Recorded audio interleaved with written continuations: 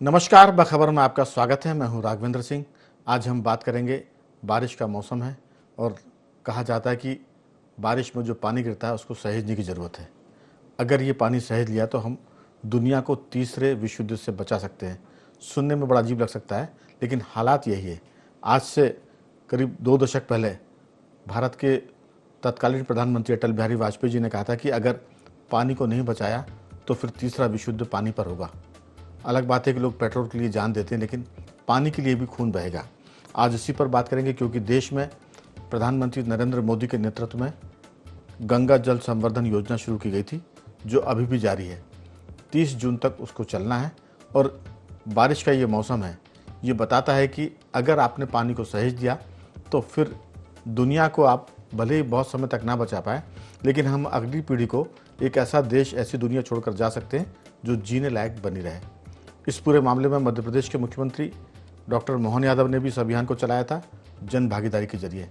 हालांकि ये कोई नई बात नहीं है, पहले भी इस तरह के अभियान चले हैं, लेकिन देशव्यापी अभियान इस तरह का कम ही चलता है। आज इसी पर बात करेंगे, बूंदों को सहेजने का समय, क्योंकि आसमान से बारिश खूब शुरू हो गई है। चर्चा के लिए हमारे साथ मौजूद है स्टूडियो में हमारे विशेष मेहमान, मध्य प्रदेश के वरिष्ठ पत्रकार श्री रमेश शर्मा जी। फोन लाइन पर जुड़ेंगे सामाजिक सरोकार और जियो पॉलिटिक्स के एक्सपर्ट रमेश सिंह जी, और जबलपुर से मध्य प्रदेश के वरिष्ठ पत्रकार जुड़ेंगे हमारे साथ चैतन्य भट्ट जी। आप सभी का बहुत बहुत स्वागत है।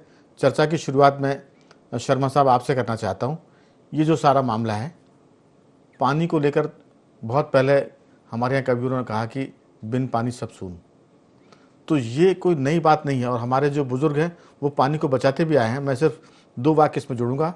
मेरी दादी जो हुआ करती थी, वो पानी उतने ही ग्लास में लेती थी जितना उनको पानी पीना होता था। ऐसा नहीं कि ग्लास भर के पानी ले लिया और 2 घूंट पिया और बाकी ग्लास का पानी फेंक दिया। तो ये पुराने लोगों में आदत थी पानी को बचाने की। और अगर कोई पानी का अपव्यय करता था तो हमारी दादी नानी उसको बहुत डांटती थी। जब पानी का संकट बहुत नहीं था, जंगल भी बहुत थे, अब जंगल भी घट गए और पानी का संकट भी मुंह बाए खड़ा है और दुनिया की आबादी भी 800 करोड़ के पार चली गई है। आपकी राय?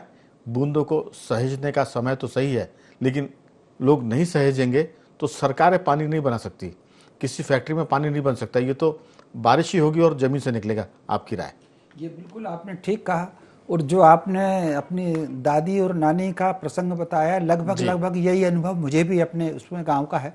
आप अगर देखेंगे तो पहले जनसंख्या कम थी, पानी की उपलब्धता ज़्यादा थी। जी हर गांव के आसपास तालाब थे, झरोखर थे, झरने थे और कई चीज़ें थी। बावड़ियाँ और भी बहुत सारी थी, बावड़ियाँ थी। निश्चित रूप जी से। और हर कुएं बावड़ी में पानी होता था।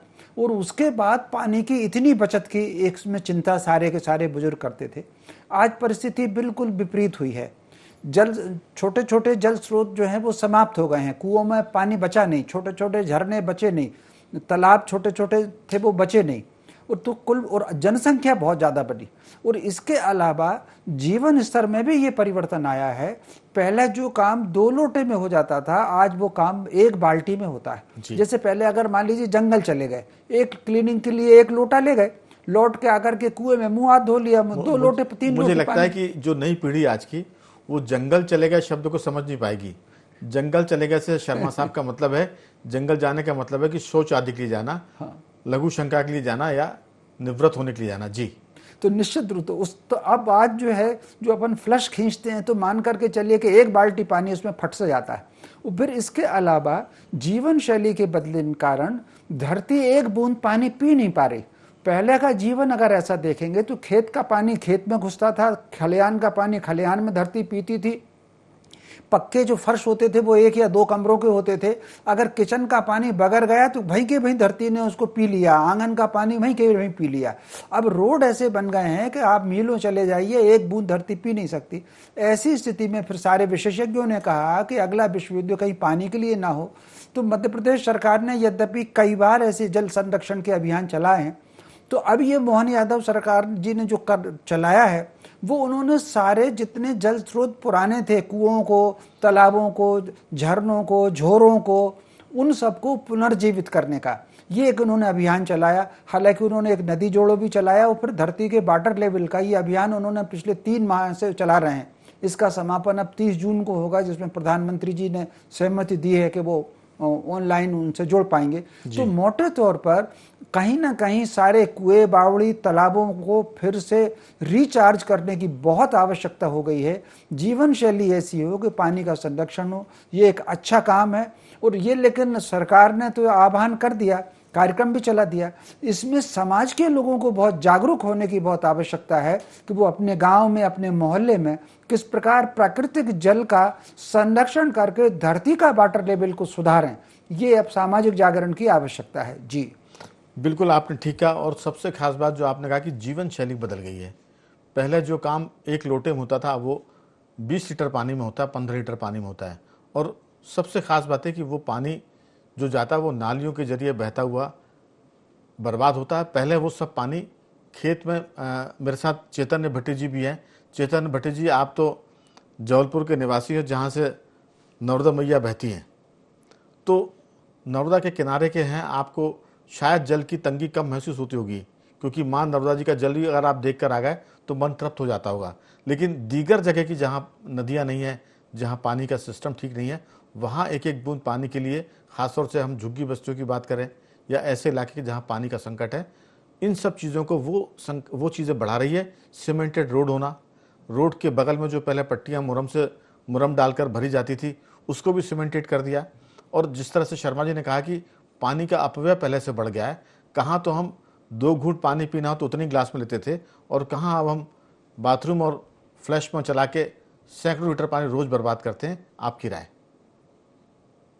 देखिए राघवेंद्र जी, जल ही जीवन है, ये हम बहुत लंबे समय से सुनते चले आ रहे हैं। जी। और कभी ये किसी व्यक्ति ने सोचा नहीं होगा कि 10 रुपए की और 20 रुपए की 1 लीटर पानी हमको पीने के लिए मिलेगा। जो अभी शर्मा जी ने कहा कि जिस तरह की जीवन शैली हो गई है, आप देखिए कि तमाम जो प्लास्टिक की जो बोतलें हैं उनमें पानी भरा जा रहा है और उसको बेचा जा रहा है, और तमाम जो युवा है वो उसी तरह का पानी पीते हैं। दूसरी चीज जो है वो है कि पहले हर घर में आप देखिए कि कुआं हुआ करता था। जी। कुएं का मतलब ये है कि पानी का जो स्तर है वो बना रहता था, और बरसात में कुएं लबालब हो जाते थे। अब आपको किसी घर में कुआं नहीं मिलेगा, उल्टा बोरिंग है। बोरिंग मतलब जमीन से पानी खींच रहा है, वो उसमें जी। जा नहीं रहा है।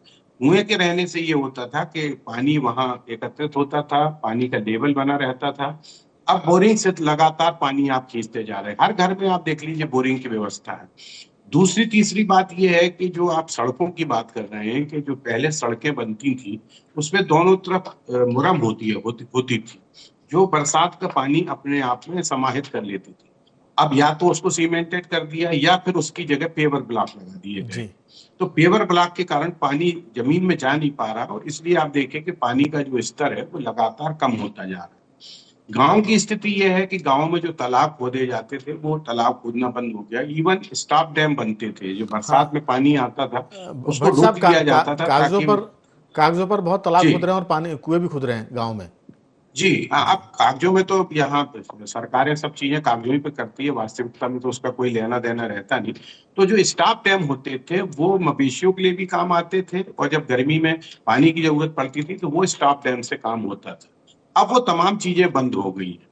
हमारे जबलपुर को 52 तालाबों का शहर कहा जाता था, कि जबलपुर में 52 तालाब, आज की तारीख में 6 या 7 तालाब बचे हैं, और उनको भी पूरा जा रहा है, वहां पे भी अट्टालिकाएं बनाई जा रही है। तो ये सरकार को भी देखना होगा, और दूसरा ये है कि आम आदमी को भी ये सोचना पड़ेगा कि हम दिन में, हर घर में आप देखिए कि 1 या 2 कारें हैं, और उसके लिए उनको धोने के लिए लड़के लगे हुए हैं जो आते हैं, और वो लगातार हर दूसरे दिन या हर रोज कारों को धोते हैं। स्कूटर धुआ जाता है, मतलब लगातार जिस तरह से पानी का अपव्यय हो रहा है वो बहुत ही चिंताजनक है। अभी जो मतलब सरकार जो कुछ भी कर रही है जी। उसमें जन सहयोग बहुत जरूरी है। देखिए सरकार के बस का कुछ नहीं है। पहले जो राजा महाराजा हुआ करते थे वो लंबी दूरी पे कुएं खुदवाते थे, बावड़ी बनाते थे, और फलदार वृक्ष लगाते थे। उसके पीछे उद्देश्य ये था कि उस समय जो लोग पैदल जाया करते थे वो फलों फलों से अपना पेट भर ले, उसके बाद पानी पी ले वहां पर कुओं में जाकर या बावड़ियों में जाकर। अभी पिछले जो हमारे विश्वनाथ दुबे अब नहीं है, स्वर्गीय हो गए, जी। उन्होंने तमाम बावड़ियों को पुनर्जीवित करने का प्रयास किया था, कुओं को पुनर्जीवित करने का प्रयास किया था, लेकिन वो बहुत थोड़े से समय में वो स्वर्गीय हो गए, तो वो चीज रुक गई।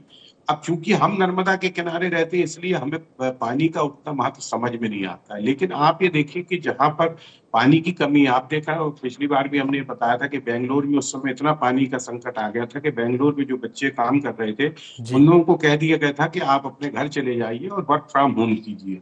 तो जब बेंगलोर इतना विकसित शहर है, वहां जब ऐसी स्थिति हो जाती, दूसरी बात जो बरसात का पानी आता है वो बह जाता है, व्यर्थ चला जाता है। जी। इसलिए सरकार को ये चाहिए कि पहले, सबसे पहले तो अपने जितने भी सरकारी भवन है, जितनी भी सरकारी जो आपके ऑफिसेज हैं, उनमें सबसे पहले वाटर हार्वेस्टिंग सिस्टम की व्यवस्था करना चाहिए। व्यक्तियों को तो, या बड़े जो अट्टालिकाएं बना रहे हैं या फ्लैट बना रहे हैं, उनमें तो होना ही चाहिए। लेकिन अगर सरकार पहले अपनी तरफ से ये प्रयास करती है कि जिसमें जितने भी सरकारी दफ्तर हैं उनमें अगर वाटर हार्वेस्टिंग सिस्टम की व्यवस्था करती है, तो मुझे लगता है कि दूसरे भी इससे प्रेरणा ले सकते हैं।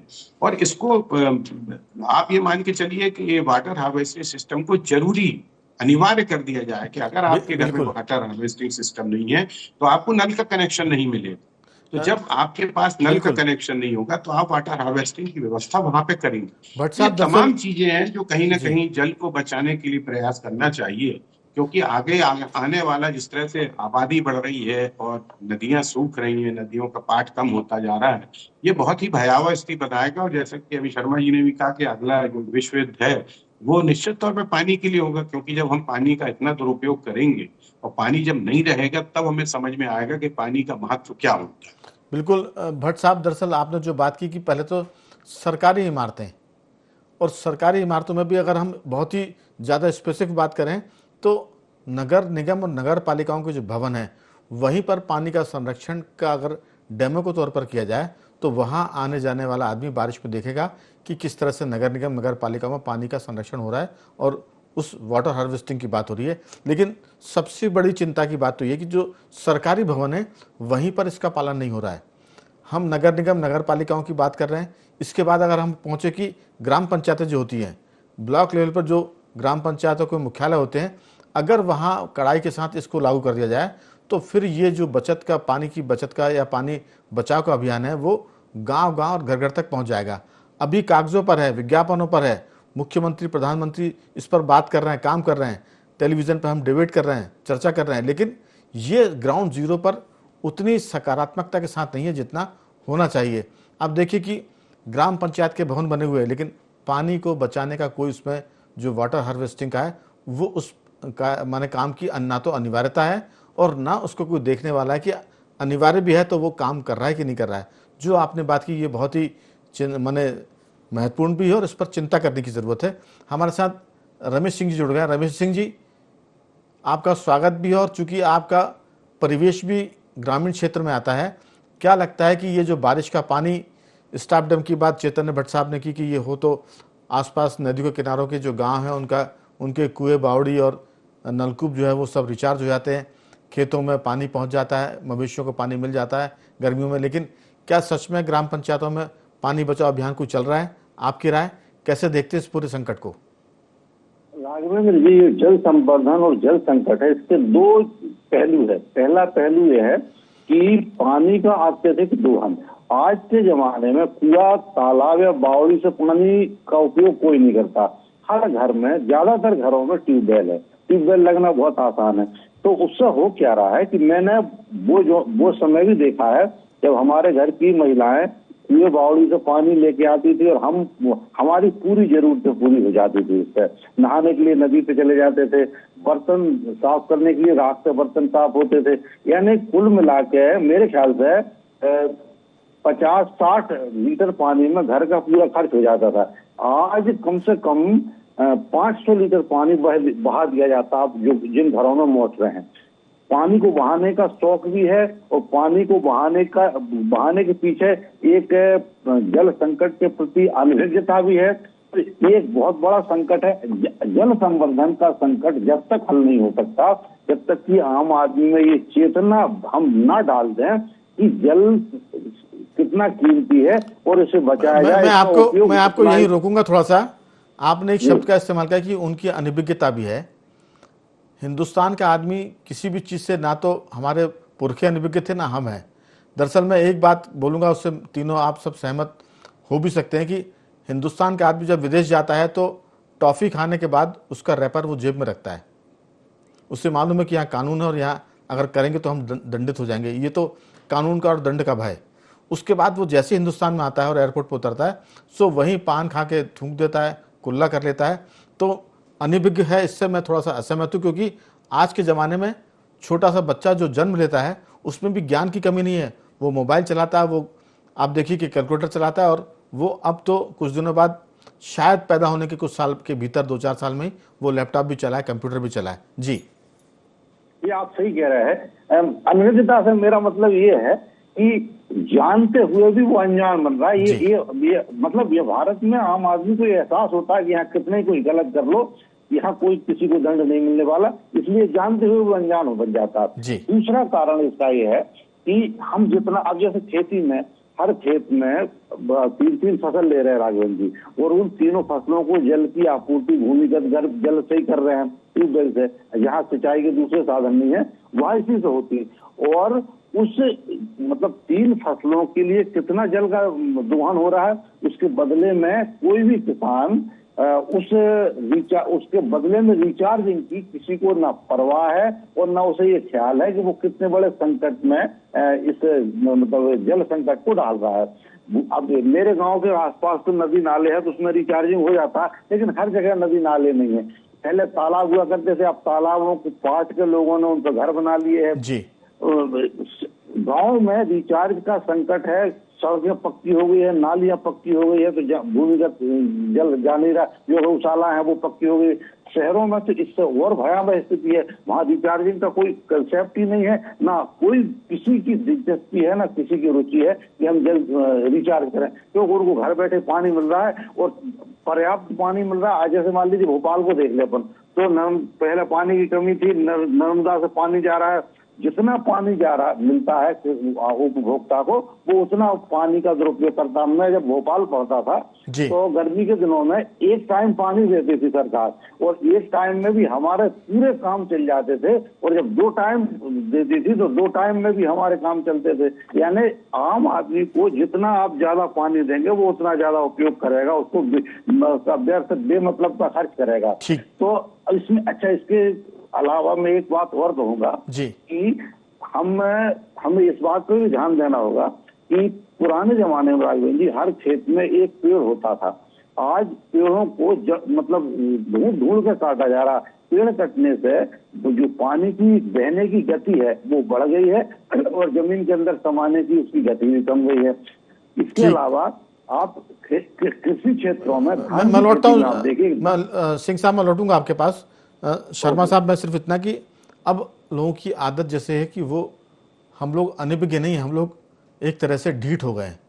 जब पानी का संकट आएगा तो एक दिन पानी मिलेगा, उसको 1 हफ्ते चला लेंगे, और पानी अगर आसमान से बरस रहा है तो उसकी बर्बादी करने में हम कोई भी माने कंजूसी नहीं करते, बड़ी निर्ममता से पानी को बर्बाद करते हैं। अब हालत ये है कि तालाब बावड़ियाँ कम हो गए, लेकिन जो गाँव जहाँ पेड़ पौधे लगाए जाते थे, जैसा सिंह साहब बताते थे, रमेश सिंह जी, कि वहाँ पेड़ ढूंढ कर काटे जा रहे हैं। खेतों में पेड़ नहीं मिलेंगे आपको, धूप से बचने के लिए कोई साधन नहीं है, पानी के लिए पेड़ जरूरी है, और वो हम पहले से खत्म कर रहे हैं। सड़कें बनाने के लिए पहाड़ को खोद कर उसकी गिट्टियाँ लेकर सड़कों में बिछाई जा रही है, तो चौतरफा बर्बादी। और फिर हमारी ढीठता ये कि हम पानी को बचा नहीं रहे, संकट को हम न्योता दे रहे हैं, और आने वाले दिनों में ये संकट बड़ा भयावह है। सरकारें ज़रूर अभियान चला रही हैं कि 3 महीने अभियान चलाती पानी बचाओ, लेकिन जनता अगर इसमें नहीं जुड़ेगी तो सरकार का अभियान कुछ कर नहीं पाएगा। आपकी राय? ये निश्चित रूप से सरकार का अपनी जगह है, वो आह्वान कर रही है और उस आह्वान का स्वागत किया जाना चाहिए, लेकिन समाज को जागृत होना चाहिए।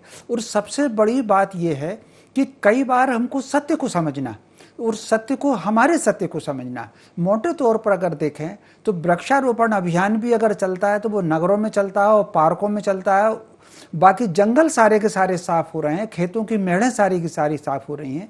तो पेड़ अगर वृक्षारोपण होना चाहिए तो जो वन उजड़ रहे हैं उनको फिर से वन बसाने के लिए होने चाहिए, सड़कों के किनारे अच्छे पेड़ लगने चाहिए। इसके अलावा खेतों की मेढ़ को फिर से चौड़ी किया जाना चाहिए।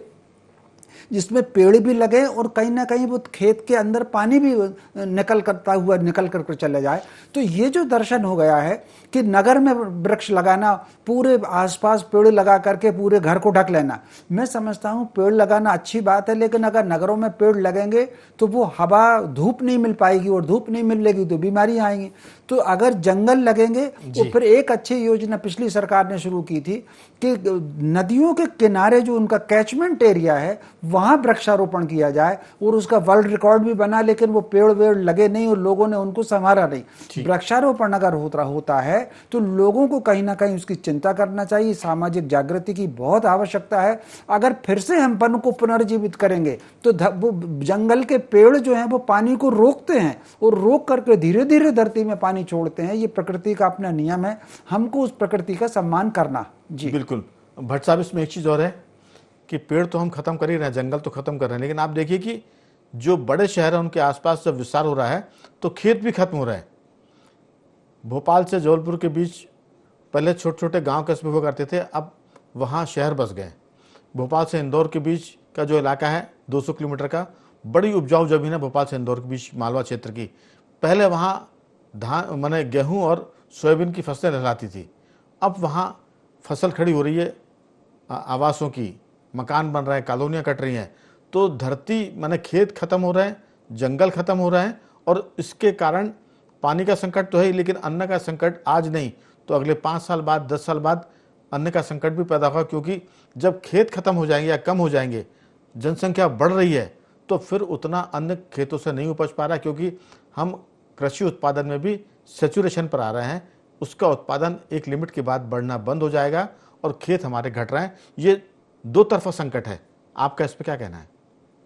ये देखिए, शहरों का फैलाव हो रहा है, तो जो किसानों की जमीन शहरों के आसपास है उनके मनमाने दाम मिल रहे हैं। जो पहले एकड़ के भाव से मिलती थी जमीन, वो फुट के हिसाब से मिलने लगी है, और किसान भी सोचता है कि यार हम ये खेती किसानी में क्यों टाइम अपना बर्बाद करें। आप गुड़गांव का उदाहरण देख लीजिए। गुड़गांव में आज की तारीख में तमाम IT कंपनियां हैं, और वो इसलिए है क्योंकि वहां पे जो किसान थे उन्होंने अपनी जमीनें बेच दी IT कंपनीज को, और सब बड़ी बड़ी गाड़ियों में घूम रहे हैं। तो ये एक बड़ा मतलब मुझे लगता है कि ये बहुत चिंताजनक बात है कि आप खेतों को खत्म कर रहे हैं। जब खेत खत्म हो जाएंगे तो निश्चित तौर पे पानी की भी समस्या होगी। जैसे जंगल कट रहे हैं, तो हमारे यहाँ जबलपुर में यहाँ से भेड़ा घाट तक जो 20-22 किलोमीटर का रास्ता है, उसमें कम से कम सैकड़ों बड़े बड़े पेड़ लगे थे जो 50-50 साल पुराने थे। लेकिन उसको जब चौड़ा किया गया तो वो तमाम पेड़ काट दिए गए और उसकी जगह कोई पेड़ नहीं लगाया गया। तो यहाँ से लेके भेड़ा घाट तक आपको बिल्कुल छाया नहीं मिलेगी। होना ये चाहिए था कि एक तरफ आप सड़क कर देते और दूसरी तरफ कम से कम पेड़ लगे रहने देते। लेकिन दिक्कत वही है कि जो सरकारी तंत्र है उसको इस बात की कोई चिंता नहीं है कि पेड़ काट रहे हैं या क्या कर रहे हैं, पानी की व्यवस्था हो रही है कि नहीं हो रही है। तो ये सरकार के साथ साथ आम आदमी को भी सोचना होगा। भट्ट साहब, सरकारी तंत्र को हर महीने की पहली तारीख को तनख्वाह मिल जाती है, जी, जितना भी सूखा पड़े उससे कोई फर्क नहीं पड़ता। महंगाई बढ़ेगी तो उसके लिए इंक्रीमेंट लग जाते हैं और उनका वेतनमान बढ़ जाता है। तो सरकारी तंत्र इस बात की कोई चिंता नहीं करता कि पानी घटेगा, उत्पादन घटेगा खेतों का। उससे तो जो आपने कहा कि 50 साल 100 साल पुराने पेड़ काट दिए, लगाने का तो नियम है कि एक के बदले 10 पेड़ लगाओ। 5 भी नहीं लगते और 5 लगते भी तो वो सूख जाते। तो मैं तो कहता हूँ कि ऐसे पेड़ जो छोटे पेड़ लगाए जाते हैं, अगर वो सर्वाइव नहीं करे तो वो आप पेड़ों की हत्या कर रहे हैं। अगर वो नर्सरी में तो बचे रहते हैं, हम उनको लाते हैं 2-2.5 फीट 3 फीट के पेड़ों को लगा दिया, फोटो खिंचा दिया, चले गए, और महीने भर बाद वो पेड़ सूख जाता है। तो ये भी एक किस्म की हत्या है पेड़ों की। जी भट्ट साहब, ये बिल्कुल सही बात। अभी हमारे यहाँ महापौर कह रहे हैं कि हम एक दिन में 11 लाख पेड़ लगाने वाले हैं, लेकिन वो 11 लाख पेड़ कौन लगाएगा, कहाँ लगाए जाएंगे, उसको किस तरह से संरक्षित किया जाएगा, ये तमाम बातें हैं। लगाना तो ठीक है। पिछली बार भी जब करोड़ों पौधे लगाने की बात की थी शिवराज सिंह चौहान की, तो मेरी मिसेस तो खुद ही शिक्षक है, उनको सबको लगाया गया था। उनको बताया गया था कि इस मैदान में आप पेड़ लगा दो, एक पौधा लगा दो ना, उसकी कोई सुरक्षा थी। उनके पीठ फेरते ही वो बकरी खा गई पूरा। बिल्कुल। तो ये जो नाटकबाजी होती चलती रहती है सरकारी तंत्र पे स्तर पे, वो बंद होना चाहिए। बिल्कुल, हम कह सकते हैं कि अब इस बारिश के मौसम में पानी बचाओ अभियान तो सरकार चलाएगी, अगर जनता नहीं चलाएगी तो कोई इसका मतलब नहीं है। लेकिन अभी पेड़ों की हत्याओं का भी मौसम शुरू हो रहा है, क्योंकि पौधे लगाए जाएंगे और बाद में वो सूख जाएंगे। मैं सिंह साहब आपके पास आ रहा हूं अंतिम टिप्पणी के लिए। समय खत्म हो रहा, बहुत छोटी सी 2-4 वाक्यों में टिप्पणी आपकी। राघवेंद्र जी, सरकार को आम आदमी को प्रेरित किए बगैर ये जो संकट है जल संवर्धन का, ये हल नहीं होगा। आम आदमी को किसी भी तरीके से एहसास करा जाए कि वृक्षारोपण और पानी रिचार्जिंग ये बहुत जरूरी है। मैं आपको एक छोटा सा उदाहरण देता हूँ। मैं एक किसान को जानता हूँ मेरे गांव, जल्दी से बात पूरी करिए, समय नहीं बचा जी। 15-20 पेड़ लगाए उनने और उनको बिना किसी की घास के उनने सुरक्षित कर लिया। तो जब तक आप में लगन नहीं होगी किसी भी आदमी में, तब तक वो इस वाटर रिचार्जिंग और चाहे ये अपनी वृक्षारोपण इस तरफ रुचि नहीं जाएगी। सरकार को पूरे प्रयास करने चाहिए कि वो इस तरफ रुचि जगाए लोगों की। तो कुल मिला के हम संभव नहीं जी, हम ये कह सकते हैं कि अगर राजनीतिक दल जिनके करोड़ों कार्यकर्ता हैं वो इस अभियान में शामिल हो जाए पानी बचाने के, तो ये अपने आप में जन अभियान बन जाएगा। अभी तो सरकारी तंत्र और मंत्री, विधायक और मुख्यमंत्री इस काम को कर रहे हैं, लेकिन पार्टी के कार्यकर्ता इस अभियान को चलाएं तो शहरों से लेकर ग्राम पंचायत तक ये अभियान चल सकता है और जल संरक्षण भी हो सकता है। और जो बात बीच चर्चा में निकली वो ये कि अगर इस पूरे मामले में वृक्षारोपण का अभियान बारिश में चलेगा, इस बात की उसमें ताकीद कर दी जाए कि वो बड़े पेड़ लगाएं और छोटे पेड़ तभी लगाएं जब उसकी सुरक्षा का पूरा इंतजाम हो, नहीं तो हम उस पेड़ की हत्या कर रहे हैं, ये भी एक किस्म का अपराध है। चर्चा चूंकि बहुत महत्वपूर्ण है, लेकिन समय की कमी है। मैं तीनों मेहमानों का धन्यवाद करूंगा। बूंदों को सहेजने का तो वक्त है ही, लेकिन सतर्क होने का भी है। शर्मा जी आपका साधुवाद, भट्ट साहब आपका धन्यवाद और रमेश सिंह जी आपका बहुत बहुत धन्यवाद कि आपने इस चर्चा में हिस्सा लिया। बाखबर में आज सिर्फ इतना ही। बने रहिए हमारे साथ और देखते रहिए IND24।